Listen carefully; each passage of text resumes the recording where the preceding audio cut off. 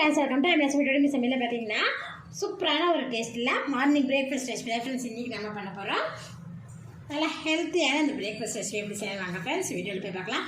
வீடியோக்குள்ளே போட்டு பண்ணிட்டு நீங்கள் அண்ணன் சொல்லி சப்ஸ்கிரைப் பண்ணிக்கலாம். சப்ஸ்கிரைப் பண்ணிக்கோங்க. வீடியோ ஸ்கிப் பண்ணாமல் பாருங்கள்.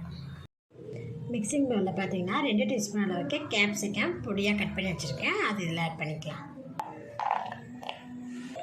பொடியாக கட் பண்ண 2 பச்சை மிளகா, ஒரு சின்ன உருளைக்கிழங்கு பார்த்திங்கன்னா தோல் நீக்கி இந்த மாதிரி பார்த்திங்கன்னா துருவி வச்சுருக்கேன். அதில் சேர்த்திடலாம். துருவி வச்சுட்டு உடனே தண்ணியில் வாஷ் பண்ணி போட்டுருங்க. இல்லைன்னா பார்த்திங்கன்னா உங்களுக்கு உருளைக்கிழங்கு பார்த்திங்கன்னா கருத்து போயிடும். இது கூட பார்த்திங்கன்னா பொடியாக இருக்குன்னா கொத்தமல்லி தழை, இது கூட 2 முட்டை, ஒரு பிஞ்ச் அளவுக்கு மஞ்சத்தூள், 1/4 டீஸ்பூனுக்கு குறைவாக மிளகாத்தூள், 1/4 டீஸ்பூன் அளவுக்கு பெப்பர் தூள், இது கூட தேவையான அளவுக்கு சால்ட்டு.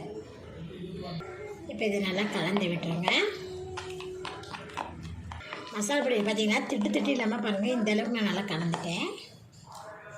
பேன் சொல்லவே பார்த்திங்கன்னா லைட்டாக ஆயில் அப்ளை பண்ணிட்டேன். இப்போ இது ஆட் பண்ணிடலாம்.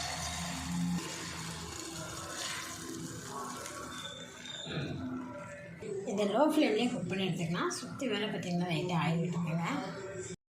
ஒன் பக்கம் பார்த்திங்கன்னா குக் ஆகிடுச்சு. இப்போ பார்த்திங்கன்னா நம்ம திருப்பி போட்டுக்கலாம். பாருங்கள், நல்லா சூப்பரான டேஸ்ட்டில் பார்த்திங்கன்னா நமக்கு பிரேக்ஃபாஸ்ட் ரெசிபி ரெடி ஆகிடுச்சு. உருளைக்கிழங்குலாம் பார்த்திங்கன்னா இல்லை துருவி தான் சேர்த்துருக்கோம். அதனால் பார்த்திங்கன்னா சீக்கிரமாகவே நமக்கு பார்த்திங்கன்னா உருளைக்கிழங்கு நல்லாவே குக் ஆகிருக்கும். பிரேக்ஃபாஸ்ட்டுக்கு ஈவினிங் ஸ்கூல் வர பசங்களுக்கு பசிக்குது அப்படின்னா இந்த மாதிரி செஞ்சு கொடுங்க. நல்லா ஹெல்த்தியாகவும் இருக்கும், டேஸ்ட்டாகவும் இருக்கும்.